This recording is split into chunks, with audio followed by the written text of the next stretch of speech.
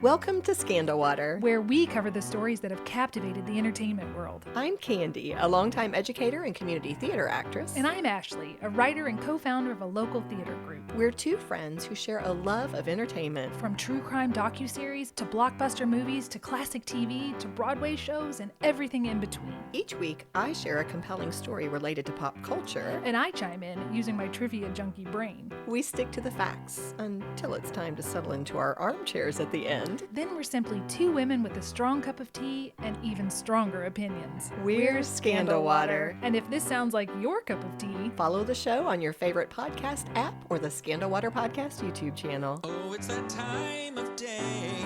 Tune in and hear what the ladies say. It's time to bend your ear when the silver screen appears. Stories about the stage and screen and everything in between.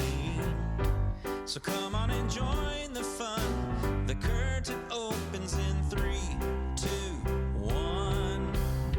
Hello, Ashley. hello, Candy. You ready for some more medical mayhem? I sure am. We gotta finish the story about this lady. I'm telling you, fascinating. Guys, this is the second part of a two-part series on Elizabeth Holmes and her company Theranos. So if you've not heard part one, stop right now. Go ahead and listen to that first, get caught up, and then join us because I'm telling you, we spent an hour talking about the rise of Elizabeth and Theranos last week, and we are going to be talking about the fall this time. So, all right, let's go ahead and jump in. So in last week's podcast, we did talk about the relationship, the partnership that was formed between Theranos and Walgreens. And this was a really big deal. So here are a few more of the details. By 2015, Theranos was in about 40 Walgreens stores in California and Arizona. They were getting their start, kind of like a pilot experience, I guess you would call it. But here is an experience that was shared by one of their customers, a woman named Sherry, who was a healthcare administrator and a breast cancer survivor. Now, she'd been through a lot. Thankfully, she was now in remission, but Sherry had to have her blood drawn regularly to ensure that the cancer hadn't returned. So this particular incident that she's going to be talking about, she thought it would be nice to try doing it through a finger prick. She was tired of having her blood drawn all the time. Yeah. She felt like Walgreens had a solid reputation, so she decided she was going to try out one of these new Theranos wellness centers inside a Phoenix Walgreens. So here is just a short clip where Sherry is briefly talking about what happened on the Dropout, the podcast. Okay. Immediately get seated. There were two people. They were awesome. They seemed to know what they were doing. But when the results came back, her heart sank. I saw that the estradiol amount was over 300. The first thing that came to mind was, oh my God, it's recurring. I also called my oncologist's office, and the nurse called me back and she said, I am so sorry, that's not good. If you've got an estrogen level of a 35-year-old, there could be a tumor growing somewhere. I will never forget that day. The doctor told Sherry to go in for more tests, but this time recommended a non-Theranos lab.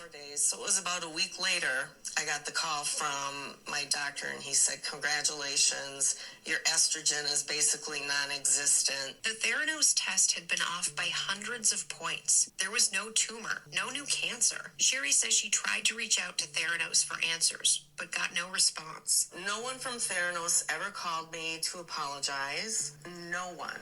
And in my opinion, that's the least you can do when you mess up so badly with someone who's potentially got a cancer recurrence and they're worried, stressed out, and you ignore it. You just totally ignore it. Wow. Yeah, they're not going to call her back. Oh, no. No, they're not going to put that paper trail of acknowledging this. Yeah, absolutely. Well, I thought that would be a good way to start this part 2 episode. To start the fall. Because we touched briefly on the fact that Theranos was having issues with its technology, but we didn't really delve into that too much. And I think it's important for us to have a better understanding of what exactly was going on with this. So let's take a couple of minutes and just get into this a little more deeply. So as we said in part 1, around 2014 to 15, 2015, Theranos was a company employing 700 or 800 people, worth 9 to 10 billion. That's so much. That's a lot of employees, and that's so much money. Oh, yeah. And of course, it was also boasting powerful leaders on its board. Yeah. And this partnership with Walgreens was really one of its first big business relationships, okay? But although they'd hidden it well from the public and even their partner, Walgreens, Theranos had still not created a product that could deliver on their promises. This is a long time. Now, just to kind of, again, I want to give us a little bit of a broader picture. So a different customer who spoke on the podcast told of his experience using one of these Theranos wellness centers. I believe this man's name was Paulo, and he said he went to the Palo Alto location and he noticed the first red flag when they took his blood inside the Walgreens because they did it the usual way instead of via finger prick, which he felt was false marketing. Yeah. Then a few days later, his doctor called, telling him he was pre-diabetic and suggesting that they start a medication to address the problem.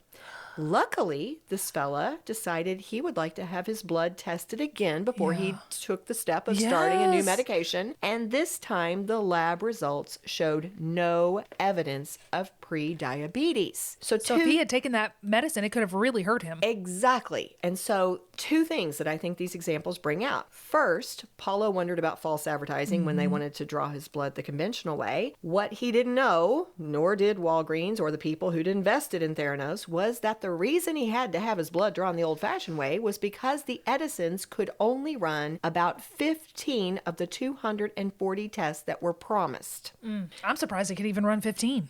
So what was actually happening for the vast majority of customers who went into a Walgreens was that they had their blood drawn intravenously, and then that blood was FedEx to a lab where Theranos employees would generally use a third-party blood analyzer, most of them Siemens, that was a brand name, to test the blood. But they modified those machines to try to get them to analyze smaller blood samples, and the technicians would also try to dilute the blood to get the right sample size, and both of these practices could lead to wildly inaccurate results. Oh, that's so dangerous. Yeah, well, in fact, even the process of FedExing the blood could possibly lead to degradation of the blood sample. So all kinds of issues. Yeah. All kinds of issues. Second point to bring out here. Instead of helping people improve their health, here you see examples of Theranos machines that were actually putting people at serious risk with their false results. Yeah. Thankfully, both Sherry and Paulo figured out that they had received bad information, but think of all the people who didn't figure it out, who had no idea that they were given inaccurate results and made decisions or had their doctors make decisions based on lab results that were wrong. Yeah. Wildly wrong.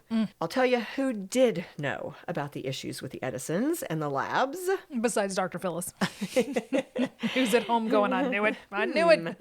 The employees that worked there. Yeah. Now, many people along the way, I don't want this to sound like people either didn't know or they didn't speak out. All along the way, you would have different workers who would try to express concerns well before they ever started this relationship with Walgreens. But the structures within the company really shut things down. They had such a focus on secrecy. Even things like keeping the workers isolated from each other, discouraging talking, from different departments, monitoring employees' activities and their communications. When Theranos employees would ask questions or they would note issues that they were experiencing with the Edisons, their comments would be met with very negative, sometimes very aggressive responses. Some people were demoted. Some people were fired. I mean, it was a place that was fearful. It's turned like a cult, and this is where the cult's turning against you. You go in and looks like it's going to be the answer to everything, and then the paranoia and this control from these people who are in charge. Yeah, there were so many examples of workers who posed questions and tried to bring things to light, or would quit because of their concerns or the fact that their concerns weren't being listened to.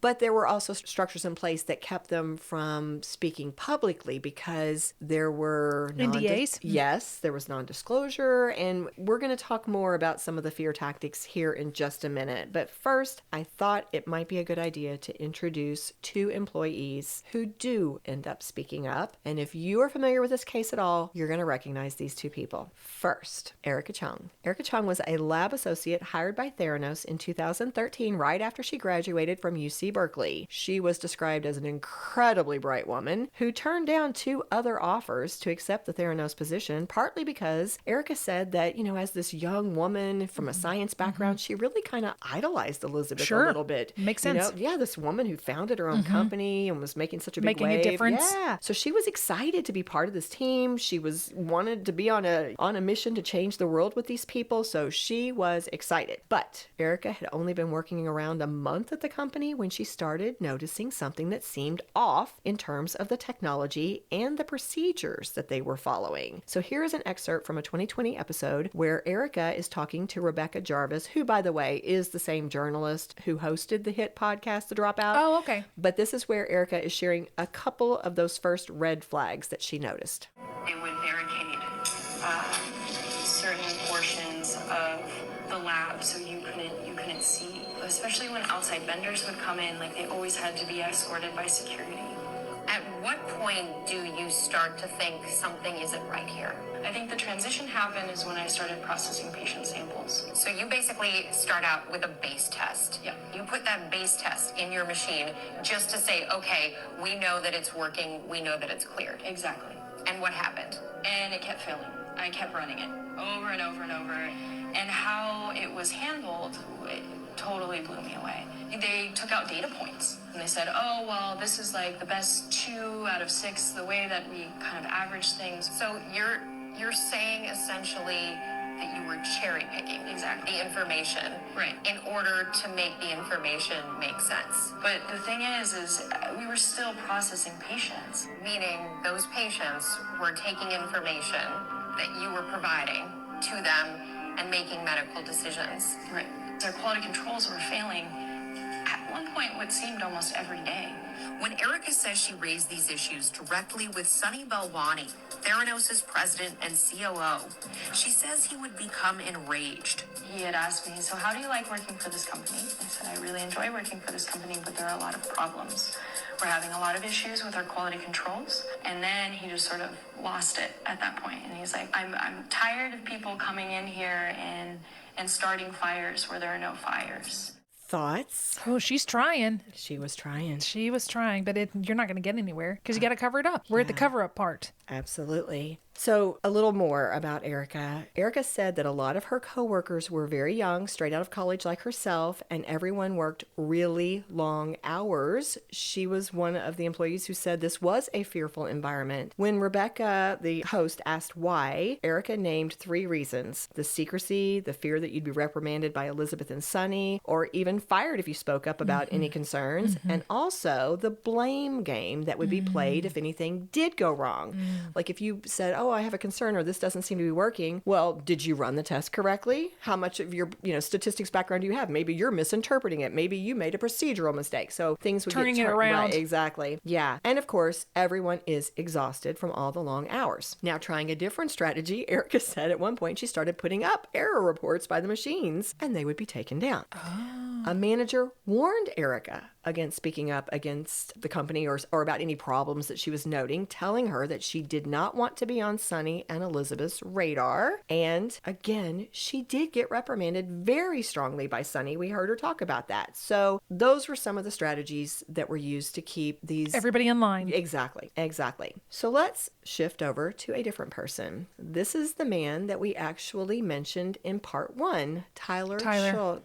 Yeah. Tyler first met Elizabeth in 2011 at the home of his grandfather, George Shultz. He was the man we talked about, the famous political leader who had served in 4 U.S. cabinet positions during his career and had become a staunch supporter of Elizabeth Holmes, serving on her board and also connecting her to a bunch of people who turned out to either support her on the board or invest in her, probably both for a lot of them. He's a big deal. Yes. So George, again, seemed to have adopted Elizabeth into the family. He seemed to think she was the next Steve Jobs. And And again, Elizabeth is being invited to Thanksgiving and Christmas at this family's home. You know what I'm saying? Yeah. So Tyler started working at Theranos about 2 years after that first meeting. So when he graduated from Stanford in 2013, that's what he did. He went over, he worked at Theranos. And he actually started working there just a few months before Erika did. Okay. He noticed problems even more quickly than Erika did. Here's a brief clip, very brief, where he tells about his first day at Theranos. His first day, and he's figuring it out. First day. Woo! My first day was the day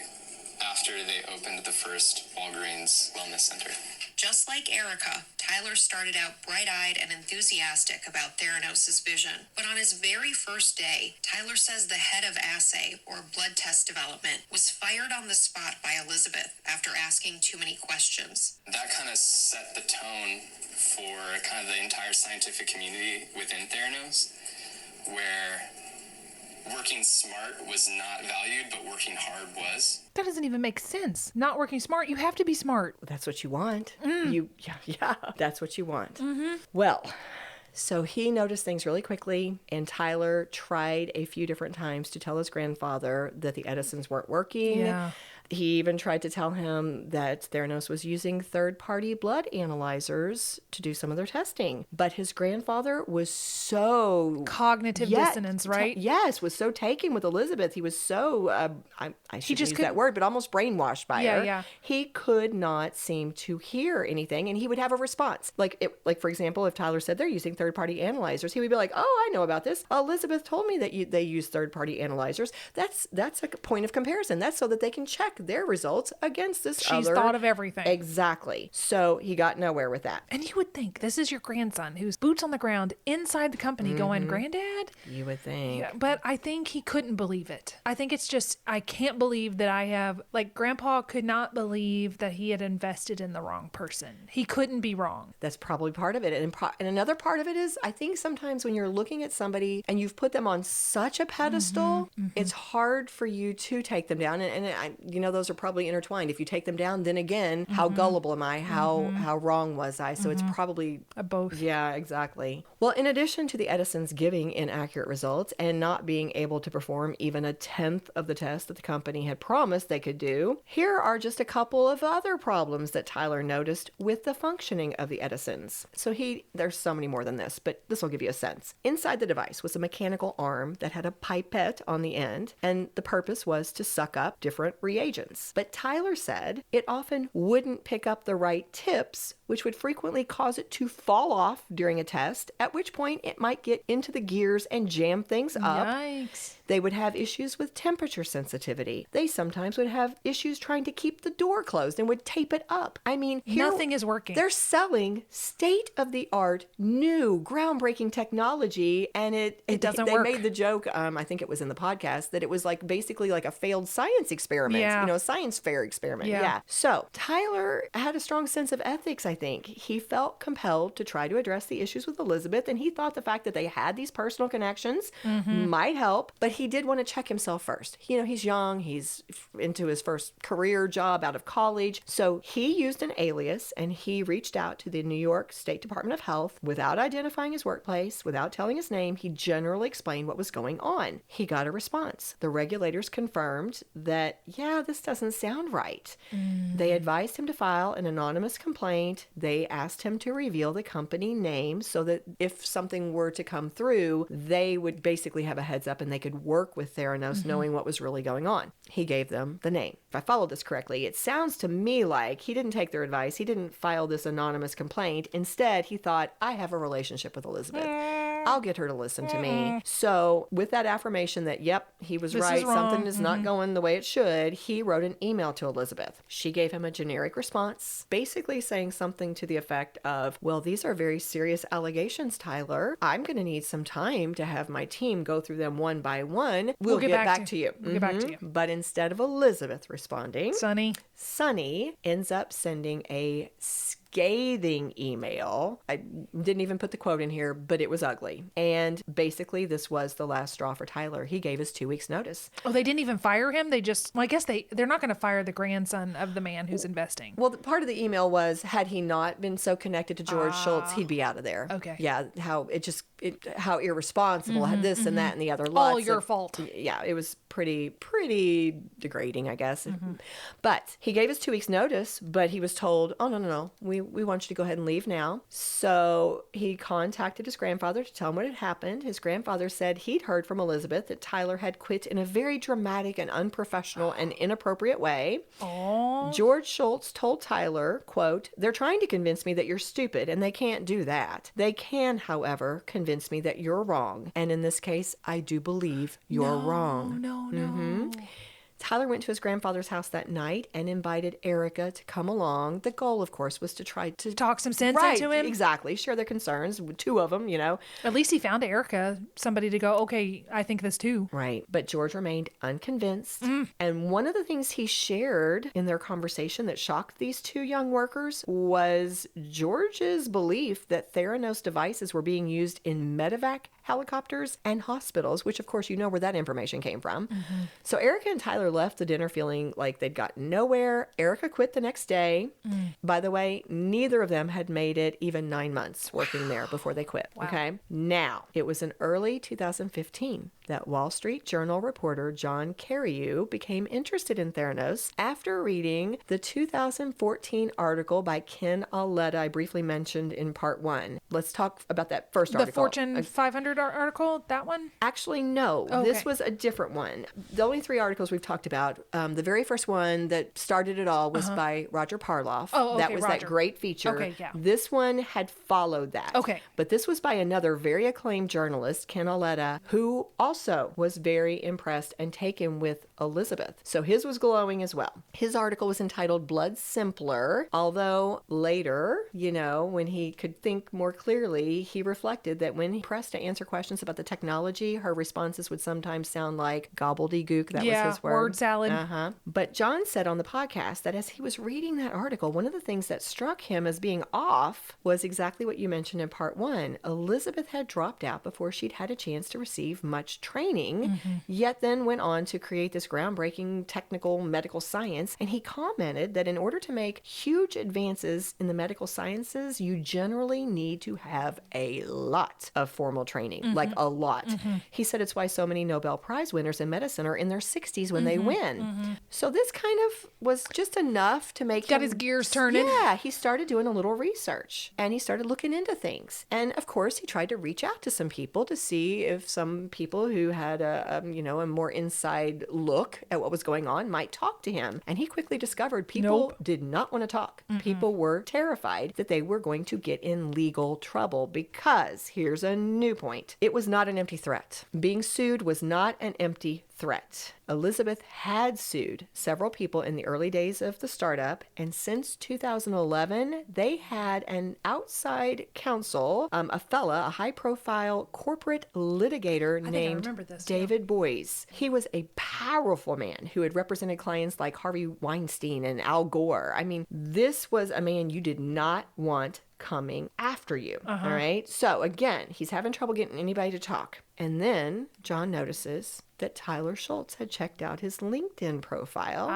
And he knew Tyler. He'd done enough research that he knew that this fella had worked for Theranos. And so he reached out to Tyler. Several weeks go by. And then one day, Tyler called John using a burner phone. This is how scared he is. Wow. Yeah. Tyler said he wanted to know, is this legit? Does this reporter, is he going to tell the truth? Does he really have a sense of what's going on? Do I want to be part of this? And he said after talking to John, he could tell John had some deep suspicions. So John was starting to question some things. And it was enough that he decided he was going to talk to him. Theranos has started to figure out that some research is being done about them. I wonder how. They've got eyes everywhere, tentacles and eyes everywhere. Well, they do. But also, honestly, this one has a little bit of an easier answer because John himself, before he published the article, he actually sent Theranos a huge list of questions to try to give them a chance. To get their side of the story. So in June of 2015, that same fellow we just mentioned, that heavy-hitting lawyer, David Boies, came to meet with John, and it turned into what John described as a marathon marathon 5-hour session that became very aggressive at times. It seemed to him like the two biggest points of contention were about whether or not Theranos was using third-party analyzers, and also if their Edisons truly did have problems that kept them from functioning properly. John said this conversation would get pretty brutal at times. John was threatened with legal action because he was essentially stealing Theranos' trade secrets with all these questions he was asking and things he was talking about. That's what they were using as their point to try to shut him down. But he said he left that meeting encouraged because he's like, okay, if they're fighting this hard, I'm on to something. I'm on to something. So he was more determined than ever to publish this story. Whew, what brave people reporters can be. Yeah, he even went to his editors at one point because this is a long process. I mean, it's not like we're, 3 weeks later he's got an article. He's been working on it. Right, it is an expose. Thank you. That's the perfect word. So he even went to his editors at one point and said, we need to speed this along because they're going to get me. Well, the heat was on him. They were trying to get him fired. But also the heat was being raised on some of his confidential sources. Oh. And guess who two of his, the key confidential sources were Erika and Tyler.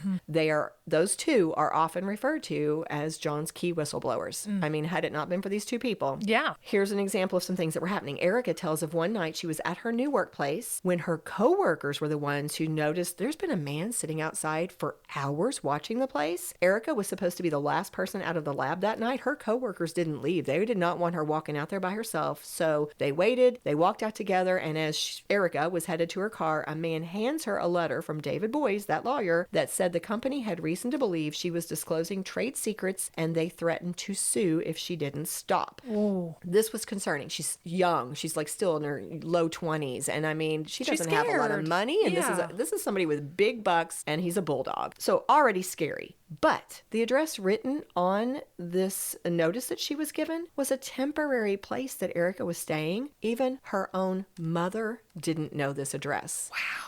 So she's like, they know everything. They're monitoring me. They're watching me. How do they know this private information? So that's the kind of concerning things that would happen to people, right? Gotcha. Now, things are even worse for Tyler. One day, right after his father had hung up the phone with Tyler's grandfather, Dad suddenly turns and asks Tyler if he's been speaking to a Wall Street Journal reporter. Tyler admitted to his father that he had, and his father said, this is a paraphrase, but basically, well, they know and you're screwed. Oh my gosh. Tyler said he'd never seen his father more furious in his life. His dad asked, why would you do this, Tyler? You know how aggressive this company can be. And he basically said, cut it out. Well, you're going to ruin your life.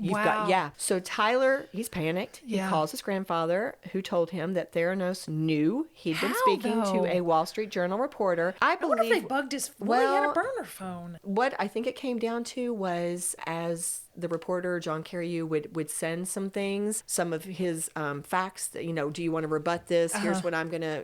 they were figuring out the only person that could know this. They would notice this sentence sounds like Tyler, or this is something that he put in that email he sent to Elizabeth, but basically they tracked it down. Okay. Yeah. But again, grandfather says, Theranos has told me, if you will sign a 1-page confidentiality agreement, this will all go away. He suggested to Tyler that Tyler meet with Theranos' lawyers the next morning. Not sign by this. himself. Take your lawyer. Well, here's how it goes. Here's how it goes down. Okay. So his suggestion is meet with the lawyers tomorrow morning, sign it. Tyler's scared. He says, okay, sounds all right. But he asked, can I talk to you tonight first? Can I come to your house? Can I talk to you with no lawyers around? George Shultz agreed. Tyler went to his grandfather's house that evening. They're talking about this. George said they knew that Tyler was a confidential source because just what we were talking about. They'd identified. They figured it out. Yep. And he said, but regardless, if Tyler would just sign the agreement, he would be safe from a lawsuit. And Tyler said, okay. And then George says, there are actually 2 Theranos lawyers in the house right now. Do you want me to go get them? No. Tyler, of course, totally taken aback by this, but he says, okay. The lawyers come in not with that 1-page document, but with a notice to appear in court. Oh. And did Grandpa know this? No, I think he was taken by surprise too. Okay. And according to what John Carreyou told Nightline at one point, they also tried to pressure Tyler into naming the other source or sources for this Wall Street Journal article that was being written. Ultimately, what happened was Tyler's step-grandmother grew uncomfortable. She felt like her grandson had been ambushed. And so finally, George did usher the lawyers out. Nothing got signed. That's what it said in most of the sources, is that Tyler never signed anything. Okay. But this is not the end of the battles for Tyler. He would end up, this would go on for him for, I think it was a couple of years. Ooh. He, starting around June of 2015, he said he knew that he was being followed sometimes. For a time at least, Tyler feared so much for his safety, he would sleep with a knife by his bed or under his pillow. His parents ended up spending somewhere between $400,000 to $500,000 for his legal defense before it was all said and done. But Tyler kept talking to the Wall Street Journal, John Carreyou. Good for him. Yeah. All right, moving back into the timeline. It was October of 2015 that John Carreyou published the first of several articles about Theranos, and this article that he fought so hard to get written and published was the beginning of the end for Elizabeth Holmes and Theranos, and we're going to talk about how it all went down right after the break. We love our sponsors. They help make our podcast possible, but we also know that some of you prefer to enjoy your tea without any interruptions. Well, if that's the case, you'll be excited to learn that you can now listen to Scandal Water free of sponsor ads on Apple Podcasts for only $4.99 a month or $49.99 a year. The best part? By subscribing, you'll also receive access to our exclusive bonus content. To sign up, just go to Apple Podcasts and search for Scandal Water Podcast, and you'll see the link. Thanks for helping us keep the tea brewing. Cheers! And we are back. Here we go. All right, the walls come a-crumbling down. They do, and there's so much to this that I'm just going to go ahead and tell you right now. I'm kind of hitting big points. That is okay. I can't cover it all. We'd be here all day. Yeah, but it's pretty amazing that you can distill this down to a couple hours when other places have spent days and hours and lots. There's lots out there. Well, thank you. I hope I did it justice. But you are. Here we are. So before the break, we were talking about how Theranos fought tooth and nail to keep this expose from getting out there. So you will probably not be surprised to hear that right after the story ran, Elizabeth Holmes came out swinging. I bet. Oh yeah, she appeared on CNBC's Mad Money with Jim Cramer the same day that John Carreyou's first article was published, October 15th of 2015, to defend and refute the allegations that were made. And that is when Elizabeth Holmes made the famous statement that we played at the top of part 1, but just as a reminder, I'm going to play it again. They call you crazy. This is what happens when you work to change things. First they think you're crazy, then they fight you, and then all of a sudden you change the world. Girl, it is not all of a sudden. All of a sudden means like all of a sudden. All of a sudden, not decades later. Not we're almost there. That's not all of a sudden. They call you crazy, or they reveal the fraud that you've been perpetrating against the world. They just say, hey, this is truth. Right. So as we've already said, the legal pressure and intimidation continued against Tyler and also others who tried to speak up, and Theranos continued to try to silence its current employees. But after this article was published, there were more leaks of information from Theranos workers who felt a little encouraged to speak up. Exactly. And an even higher dissatisfaction level from them as time passed. I think it just kind of opened the doors and they started noticing more what's happening. And of course, there was fallout. I mean, things started to happen. Because despite their efforts to respond to or rebuff the allegations that had been made in those Wall Street Journal articles, things did start to unravel for Theranos, and pretty quickly. In fact, ironically, even the statements that Elizabeth made in that interview on Mad Money would actually end up getting used against her later.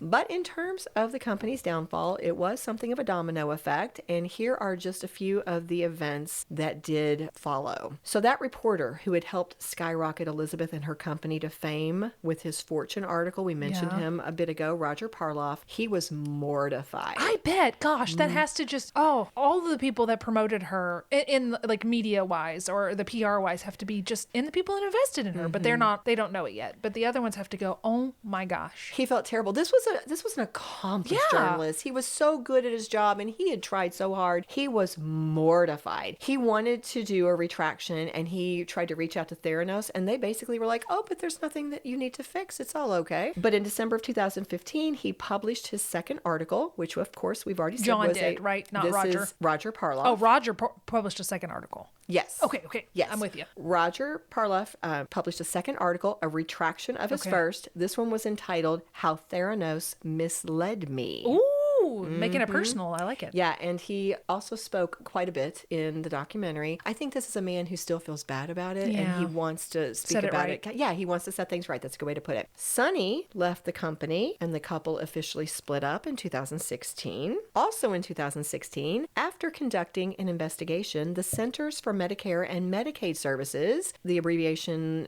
for that would be CMS, so I'll use CMS for sake of simplifying that a little bit. The CMS issued a notice saying, quote, it was determined that the deficient practices of the laboratory pose immediate jeopardy to patient health and safety. So the CMS revoked Theranos' license to run the lab and placed sanctions on Elizabeth Holmes, forbidding her from owning or operating a lab for 2 years. Ooh. Now, a Time magazine article that was written a couple years later in 2018 spoke about this instance, this thing that happened, and they said, quote, Theranos settled with the Centers for Medicare and Medicaid in 2017. Theranos agreed to stay out of the blood testing business for 2 years in exchange for a smaller monetary penalty, $30,000. To them, it would be small. Right. And the withdrawing of Centers for Medicare and Medicaid, revocation of the Theranos CLIA operating certificate. So basically, they took away their rights to do this blood testing for a couple of years. But this also led to the lab results. All the labs that Theranos had done, all the tests they had done from 2014 to 15 were deemed invalid. They were voided. So when we were talking about the employees feeling really demoralized, that was another thing that made them go, oh, this is not right in our company. You know, we've worked and all the work we did, you know, it's gone, right? It's been deemed invalid. So things are just unraveling. In 2017, the state of Arizona sued Theranos for customer refunds for blood tests. Yeah. Also in 2017, Theranos settled with Walgreens, who had ceased their partnership and closed their wellness centers almost immediately after that expose came up. But then they had also sued. So the settlement happened in 2017. Thank goodness she's got billions. Yeah. She's going to need it. And just to state the obvious, of course, you can imagine during this whole time, there are all kinds of lawsuits that are being filed from patients. Yes. From investors. Yeah. So it's just coming at Theranos left and right. And then in March of 2018 came this shocking development. I'm going to play a short clip from a CNBC news brief that was played on TV. This is breaking news on Theranos. The SEC is charging Theranos CEO Elizabeth Holmes and former Theranos president Sunny Balwani with raising more than $700 million from investors through an elaborate years-long fraud. They're saying that they exaggerated or made false statements about the company's technology, business, and financial performance. Theranos and Holmes, the SEC says, have agreed to resolve the charges against them.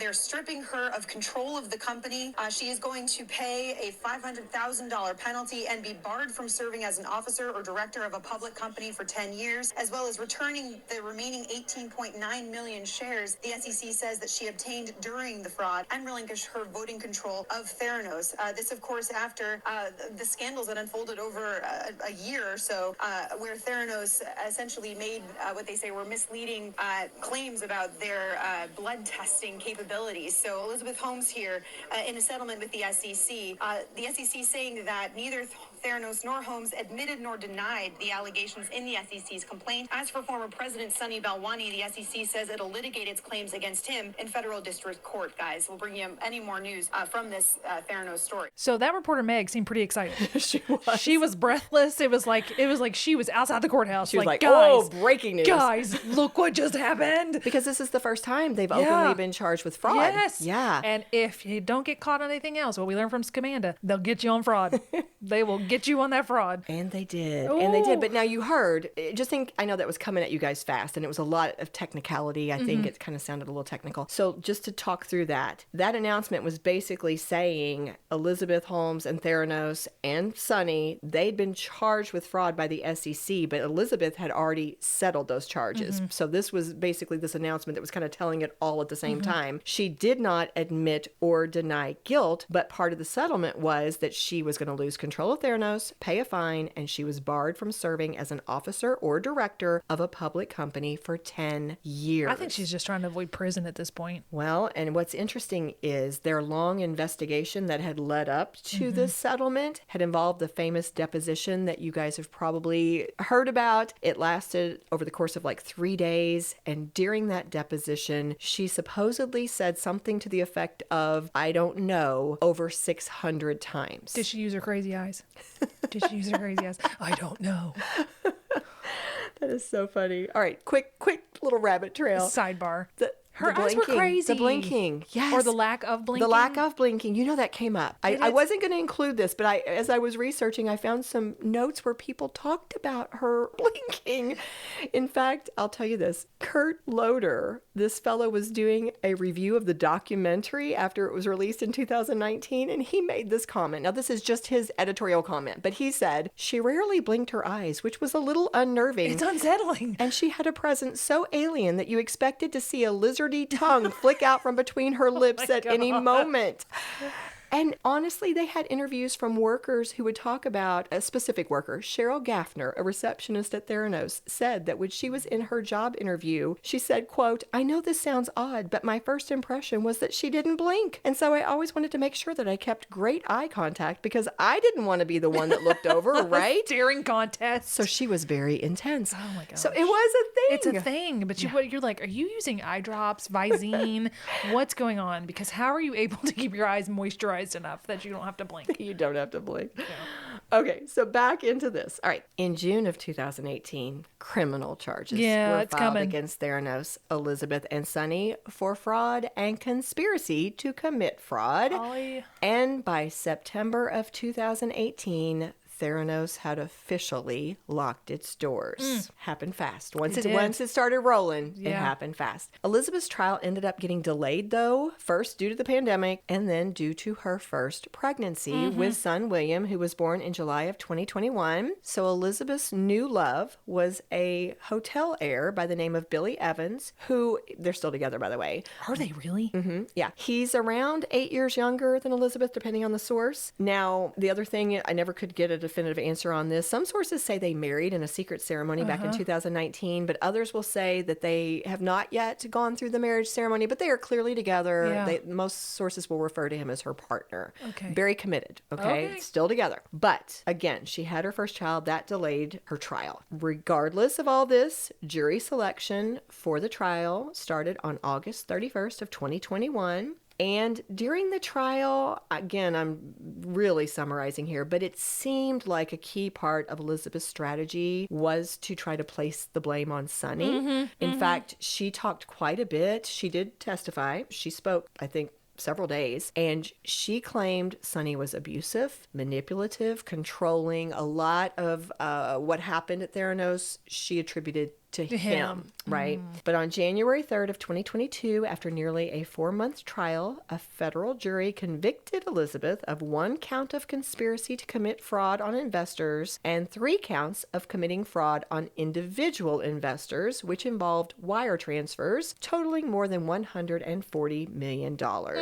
Her sentencing was held in November of 2022, and that's when she learned that she would be spending 135 months, which is a little over 11 years, in jail. That's a long time. Yeah. And then that jail time, according to the sentencing, I guess still is, I won't use past tense, is to be followed by 3 years of supervised release. Now, Elizabeth got to remain on bail until it was time to begin serving her sentence in late April of 2023. However, in the meantime, Elizabeth gave birth to her second child, a daughter, Invicta, who was born around February of 2023. So that actually delayed. Instead of sending her into jail in April, she actually got to wait until May because she finagled that delay to sort out childcare issues. So when she did report in May of 2023, it was to federal prison camp in Bryan, Texas. And again, her sentence was supposed to be 11 years, but it has already been reduced for good behavior. So I believe it's down to 9 years. Wow. She appealed in June of 2024, but her conviction was upheld. Yeah. Her new release date, by the way, is projected to be December 30th of 2031. Now, in January of this past year, 2026, you guys probably heard the news come out that Elizabeth had appealed to President Trump for an early release from prison, but as of yet, the White House has not commented. Meanwhile, Elizabeth Elizabeth is still in prison, where her partner and her children visit her regularly. In fact, according to most sources, it's twice a week. Wow. Yeah. Now, I have a friend, Maggie, who also happens to be one of my bosses. She shared a little piece of trivia I thought was interesting. So just in case you find this amusing, she shared that while in prison, Elizabeth had become good friends with somebody who starred in The Real Housewives of Salt Lake City, a woman named Jen Shaw, who apparently was serving time for wire fraud conspiracy herself. It sounded as though she's out, but I didn't track that down. Anyway, I did see that Jen Shaw was quoted in a People magazine article as saying, "Lizzie and I are good friends. As another high-profile prisoner, there are just certain things you're both dealing with, so you naturally come together in those instances. And then you guys..." We got Roxy and Velma here. Now wait. We got Roxy and Velma. Oh, but wait. This whole article was about this. She shared that one of the challenging experiences the two had bonded over was a task called poop duty. Stop. Where you basically have to monitor as people are using the bathroom to make sure that they are keeping the restroom in good shape. Stop. So, Elizabeth Holmes, self-made billionaire. It's now on poop duty. Yes. All right. What happened to Sunny? According to a People magazine article, his trial began 2 months after Elizabeth's conviction. He pleaded not guilty to all charges against him and denied that he had been coercive, manipulative, and abusive to Elizabeth. Now, mind you, he did not testify for himself, so I'm sure that came through his lawyers. But in July of 2022, he was convicted of all counts. 2 counts of conspiracy to commit fraud, 6 counts of defrauding investors, and 4 counts of patient fraud. He was sentenced to 12 years and 11 months in federal prison and began serving his term in April of 2023 at FCI Terminal Island in San Pedro, California. Now, his attorneys also appealed, but again, his conviction was seriously. upheld. They're all looking at the evidence going, really? Just sit down. Just sit down. You're going back to prison. You're going to prison. So that's where he still is today. Okay. Armchair psychologist. Brings us to our armchair, Ashley. Goodness, this has been a long story for a case that went on a long time, Yes, and a fraud that was perpetrated for a long time. So my question to you, did justice prevail? Oh, I mean, I think so. I think so because they got discovered. The truth got rooted out. They are in prison. I think justice would not have prevailed if they had gotten a lesser sentence. I think the sentence is appropriate. I feel like they needed a good amount of time to get some humble pie. The people that were hurt, that's really a question for them to answer. From our outsider perspective, yeah, this seems like it all wrapped up well. The bad people got put behind bars where they needed to be. But I wonder how the people who were hurt by them, do they feel like it? Do they want more? So I don't know. For me, yes. What do you think? I think your point is very valid. You're wondering is a legitimate one. But I think where my mind naturally went was, is it fair that Sunny got more time than Elizabeth? Oh, he got a year more. Probably not. But I think if she'd had her way, she'd probably just keep having kids to postpone going to prison. I don't think she had kids to have kids. I think she had kids to postpone what was happening. And maybe both. And maybe both. But that's definitely some manipulation in my there. personal opinion. And also it might have been a little more sympathy. But personally, I'm going back to the fair. I think the people who were wounded by them would feel that justice was served if they admitted it. But it doesn't sound like either one of them has still admitted it. They appealed. They do not believe they are in the right place.